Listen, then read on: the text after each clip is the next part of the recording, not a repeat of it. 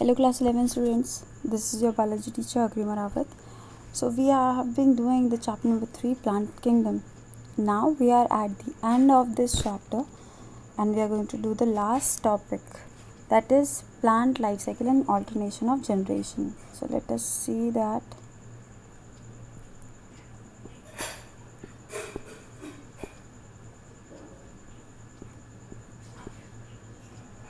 Okay.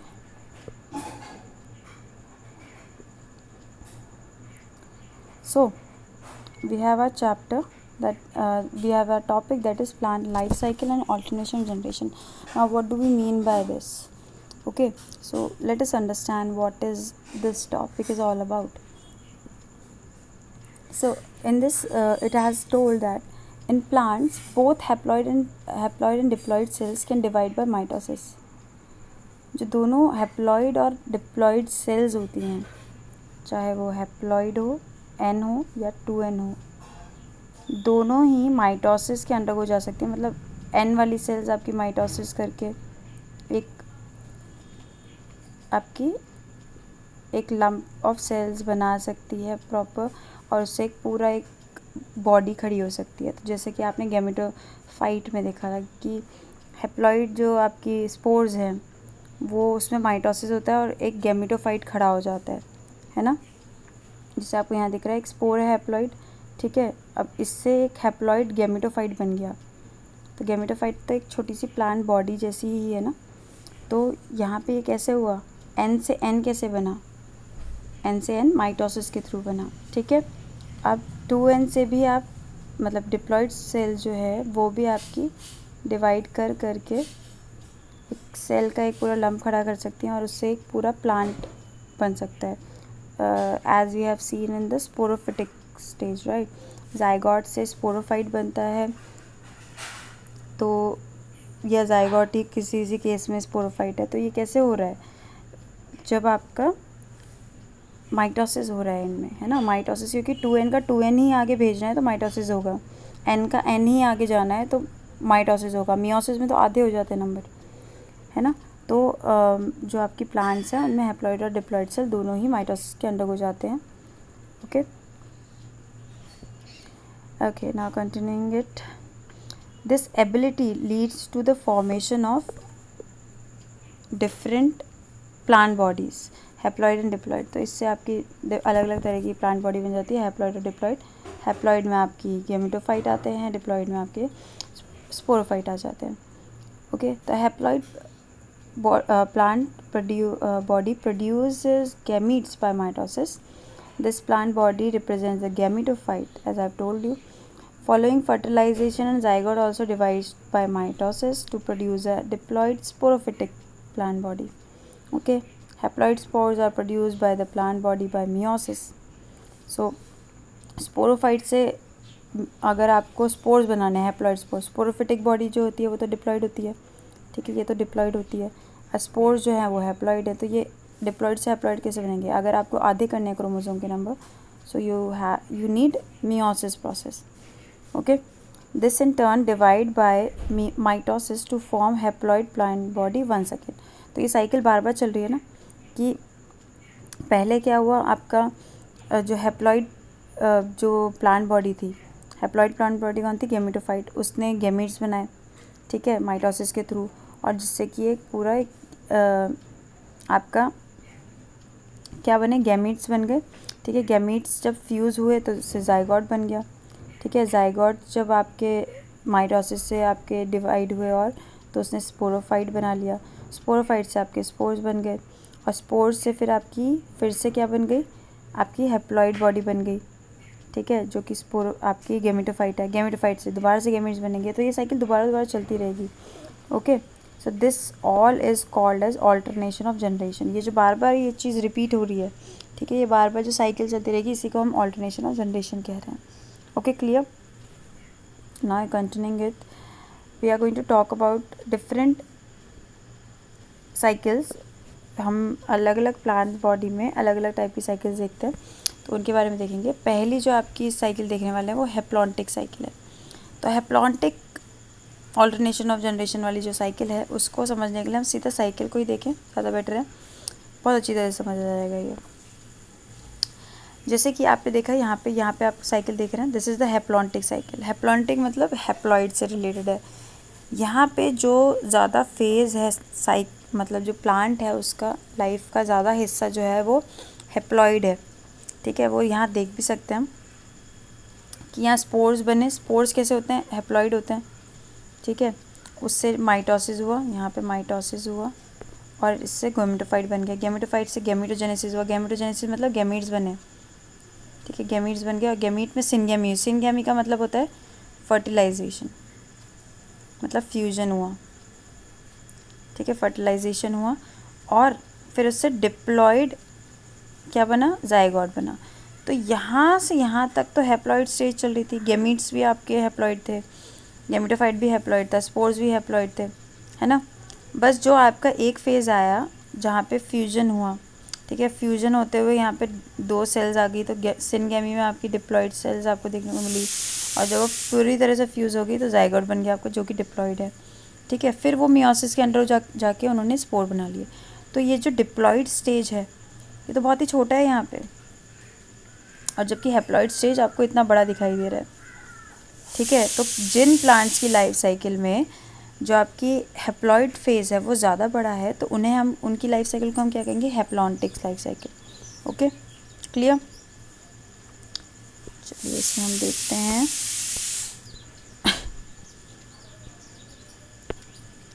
So in this the examples are volvox, spirogyra. As you would be clear about it कि volvox और spirogyra किस में थे? Algae में, ठीक है। तो एल्गी में आपको ये लाइफ साइकिल देखने को मिलती है जो कि हैप्लॉन्टिक है, ठीक है। Clear about it? Okay, now next is next आप देखेंगे यहाँ पे। अच्छा, इसमें हैप्लॉन्टिक साइकिल में एक और चीज़ देख लेते हैं, एक बार लाइंस और चेक कर लेते हैं। Sporophytic generation is represented only by the one zygote, one cell zygote. तो स्पोरोफिटिक जनरेशन जो स्पोरोफिटिक मतलब डिप्लॉइड जनरेशन, ठीक है। वो जनरेशन आपको सिर्फ कहाँ देखने को मिल रही है? एक सेल का जाइगोट में ही, ठीक है। कोई फ्री लिविंग स्पोरोफाइट आपको दिख नहीं रहा। जाइगोट तो आपका उसमें रहता है, कोई फ्री लिविंग उसकी कोई स्टेज नहीं है, ठीक है। मियोसिस से ये जाइगोट जो है वो हैप्लॉइड स्पोर्स बना देता है और फिर वो माइटोटिकली डिवाइड होकर गैमेटोफाइट बना देते हैं। गैमेटोफाइट जो डोमिनेंट है, गैमेटोफाइट कैसा होता है? हैप्लॉइड होता है। यही डोमिनेंट है, यही फोटोसिंथेटिक फेज़ है इसकी, ठीक है। और ये फ्री लिविंग होता है, तो इस वजह से इसको हैप्लॉन्टिक लाइफ साइकिल कहते हैं, क्योंकि यहाँ डोमिनेंट फेज़ आपका कौन सा है? हैप्लॉन्टिक है, ठीक है। और एग्जांपल याद रखेंगे, ज़्यादातर जो आपके एल्गीज हैं वो इसी लाइफ साइकिल को अडेप्ट करते हैं अपनी लाइफ में, ठीक है। Now continuing with the next one, that is the diplontic life cycle. So as you can see it here, आप यहाँ देख सकते हैं। Okay, so you can see it here. Gametophyte, यहाँ पे क्या हुआ कि स्पोरोफाइट है यहाँ पे जो कि डिप्लॉइड है, ठीक है। डिप्लॉइड स्पोरोफाइट में माइटोसिस हुआ, मियोसिस हुआ आपका, ठीक है। मियोसिस से आपका क्या बने? गैमीट्स बने, मतलब हैप्लॉइड स्टेज आ गई है ना। और फिर आपका यहाँ पे क्या हुए? यहाँ पे गैमीट्स आपके गैमीट्स बनने के बाद आपका क्या हुआ? मियोसिस हुआ, यहाँ पे स्पोर्स बन गए, ठीक है। तो यहाँ पे फिर उसके बाद स्पोर्स नहीं बने हैं, यहाँ पे आपके गैमीट्स बन गए। गैमीट्स में आपका फ्यूजन हुआ, ठीक है, जो कि सिनगैमी हम जिसे कह रहे हैं। और सिनगैमी के बाद आपका जाइगोट बन गया, ठीक है, डिप्लॉइड स्टेज आ गई। तो यहाँ पे जो आपकी गैमीट्स बनने की स्टेज थी तो वो तो इतनी ही है, इतनी छोटी सी, है ना। यहाँ पे सिर्फ इतनी छोटी सी स्टेज आपकी कौन सी दिखाई दे रही है आपको? डिप्लॉइड स्टेज, हैप्लॉइड स्टेज दिखाई दे रही है, जहाँ पे गैमीट्स बने हैं सिर्फ, ठीक है। इसके अलावा आपको डिप्लॉइड स्टेज दिखाई देगी। यहाँ पे जाइगोट से स्पोरोफाइट बनने में बहुत टाइम लगता है, इमीडिएटली नहीं होता है, यहाँ पे इसको टाइम लगता है, ठीक है। It takes a lot of time to change the zygote into sporophyte, इसलिए ये डिप्लॉन्टिक जो स्टेज है वो लंबी रहती है, ठीक है। तो ऐसे जो प्लांट्स हैं जिनमें ये ऐसी फेज़ दिखाई देती है आपको, उनको हम बोलते हैं डिप्लॉन्टिक लाइफ साइकिल। उनकी लाइफ साइकिल को हम डिप्लॉन्टिक लाइफ साइकिल कहते हैं। इसको पढ़ के देख लेते हैं और समझ आ जाएगा। Diploid sporophyte is dominant. तो जहाँ जिन प्लांट्स में आपको डिप्लॉयड स्पोरोफाइट है, स्पोरोफाइट आपको डोमिनेंट स्टेज दिखाई देगी। जैसे कि आपने देखा था जिम्नोस्पर्म में, देखा था वहाँ पे आपके स्पोरोफाइट स्टेज ही थी। गैमेटोफाइट तो आपको सिर्फ अंदर ही था। गैमेटोफाइट हम किसे कह रहे थे, जो कि आपका सेक्स ऑर्गन्स बन रहे थे, ठीक है, पोलन ग्रेन बना था, आर्किगोनियम बना था, उन्हें हम गैमेटोफाइट कह रहे थे। वो तो आपके अंदर ही थे स्पोरोफाइट के। तो डोमिनेंट स्टेज कौन सी थी वहाँ पे, स्पोरोफाइट की, है ना। तो स्पोरोफाइट ही डोमिनेंट है, फोटोसिंथेटिक भी यही है, इंडिपेंडेंट फेज भी यही है यहाँ पे, ठीक है। गैमेटोफाइट आप सिर्फ कब देखते हैं, फ्यू सेल्ड हैप्लॉइड गैमेटोफाइट ही देख पाते हैं आप, जो कि मैंने आपको बता दिया सेक्स ऑर्गन थे। पोलन ग्रेन था एक तो, और दूसरा कौन सा था आपका, क्या था, जो आपका आर्किगोनियम था, है ना। तो ऐसी लाइफ साइकिल्स को हम डिप्लॉन्टिक लाइफ साइकिल कहते हैं, जहाँ पे गैमेटोफाइट स्टेज तो बिल्कुल ही हटी हुई है, मतलब उसका तो कोई ज़्यादा इंडिविजुअलिटी है ही नहीं, वो फ्री लिविंग है ही नहीं। यहाँ पे स्पोरोफाइट स्टेज सबसे ज़्यादा डोमिनेंट है। उनमें हम क्या कहते हैं, उन्हें हम डिप्लॉन्टिक लाइफ साइकिल कहते हैं, जो कि हमने जिम्नोस्पर्म में देखा था, और एंजियोस्पर्म में भी यही होता है, ठीक है। Now coming to the next one, third cycle, that is the haplodiplontic. अब हैप्लोडिप्लॉन्टिक का क्या मतलब हुआ, मतलब हैप्लॉइड स्टेज भी है, डिप्लॉइड स्टेज भी है, मतलब इक्वालिटी होगी यहाँ पे, ठीक है। ये देखने को मिलती है ब्रायोफाइटा एंड टेरिडोफाइटा में। अगर आपने वहाँ पे लाइफ साइकिल देखी तो आपको अच्छी तरह समझ आ जाएगा। यहाँ पे स्पोरोफाइट और गैमेटोफाइट दोनों ही मल्टीसेलुलर होते हैं, ठीक है, ज़्यादातर दोनों ही फ्री लिविंग होते हैं, ठीक है। तो देखते हैं इसे, चलिए, ये रही साइकिल। तो यहाँ देखिए ज़रा, गैमेटोफाइट है आपका, ठीक है, गैमेटोफाइट से गैमेटोजेनेसिस हुआ, मतलब गैमीट्स बन गए, उनमें सिनगैमी हो गई, सिनगैमी में आपका डिप्लॉन्टिक स्टेज स्टार्ट हो गई है। यहाँ पे डिप्लॉइड स्पोरोफाइट बन के डिप्लॉइड है, फिर आपका मियोसिस होना स्टार्ट हुआ, स्पोर्स बन के अब हैप्लॉइड पे आ गया। तो यहाँ पे आपको जो लाइफ साइकिल देखने को मिलेगी वो ऑलमोस्ट आधी आधी है, ठीक है, एग्जैक्ट आधी आधी नहीं, ऑलमोस्ट आधी आधी है, ठीक है। सो यहाँ पे आपको ना ही हैप्लॉन्टिक स्टेज आपको डोमिनेंट देखने को मिलेगी, ना ही टेरिडोफाइट प्रॉपर डोमिनेंट, आपकी आधी आधी है, तो इसे हैप्लोडिप्लॉन्टिक बोल देते हैं। तो जब आप ब्रायोफाइटा पढ़ रहे थे तो आपने देखा था कि वहाँ पे आपको हैप्लॉइड स्टेज या आपकी गैमेटोफाइट डिप्लॉइड दिखाई दे रहे थे। टेरिडोफाइटा में डिप्लॉइड स्टेज आपको डोमिनेंट देखने को मिल रही थी, ठीक है। तो इक्वालिटी है यहाँ पे, आपको कुछ प्रॉपर नहीं दिखाई देगा यहाँ पे कि एक ज़्यादा हावी हो रहा है दूसरे पे, ठीक है। चलिए अब आगे बढ़ते हैं इसमें।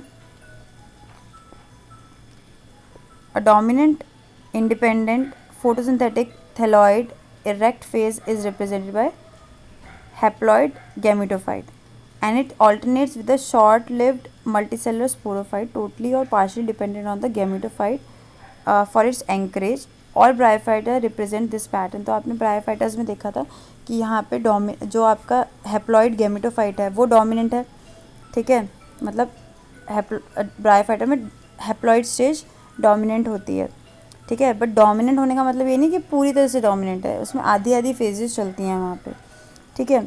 और जबकि diploid sporophyte represent a dominant independent photosynthetic vascular plant body, it alternates with multicellular sporophytic autotrophic independent but short lived haploid gametophyte.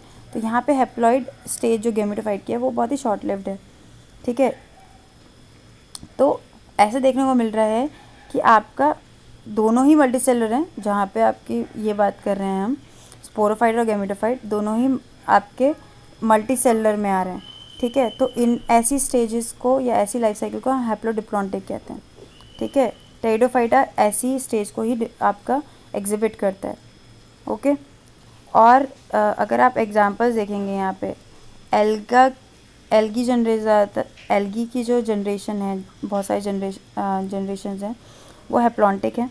उनमें से कुछ आपके एक्टोकार्पस, पॉलीसिफनोई, केल्प, ये हैप्लोडिप्लॉन्टिक दिखाते हैं एल्गी में, ठीक है, ध्यान रखना। आपने अभी पढ़ा था हैप्लॉन्टिक लाइफ साइकिल में एल्गी आते हैं बहुत सारे, बट उसमें से कुछ आपके हैप्लोडिप्लॉन्टिक में आते हैं, एक्टोकार्पस, पॉलीसिफनोनी और केल्प। फ्यूकस भी एक एल्गी है जो कि डिप्लॉन्टिक लाइफ साइकिल दिखाती है। तो एल्गी में आपको अलग अलग तरीके की लाइफ साइकिल देखने को मिलेगी। पूरी की पूरी एल्गी हैप्लॉन्टिक नहीं है, उसमें से कुछ हैप्लॉन्टिक है, आप एक कुछ हैप्लोडिप्लॉन्टिक है जो मैंने आपको एग्जांपल्स दिखा दिए, और एक आपका फ्यूकस एक्सेप्शन है जो कि डिप्लॉन्टिक में आता है। ठीक है, so this was the alternation of generation topic. I hope everybody have understood it. Okay, thank you.